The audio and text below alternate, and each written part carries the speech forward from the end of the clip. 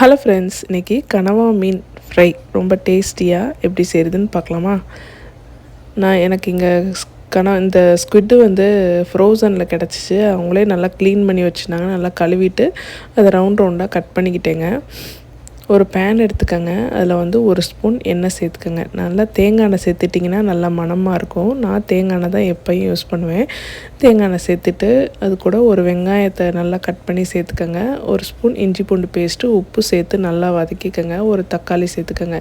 நம்ம சேனல் இன்னும் நீங்கள் சப்ஸ்கிரைப் பண்ணலைன்னா இப்போ கண்டிப்பாக சப்ஸ்கிரைப் பண்ணி விட்டுக்கோங்க. ஒரு அரை ஸ்பூன் கரம் மசாலா சேர்த்துக்கோங்க. ஒரு ஸ்பூன் மஞ்சள் பொடி, ஒரு ஸ்பூன் மிளகாய் பொடி சேர்த்து நல்லா வதக்கிக்கோங்க. அந்த மசாலா ஸ்மெல்லெல்லாம் போய் நல்லா பச்சை வடைலாம் போகிற அளவுக்கு நல்லா வேக வச்சுருங்க.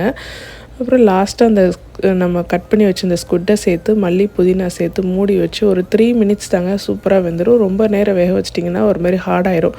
ட்ரை பண்ணி பாருங்கள்.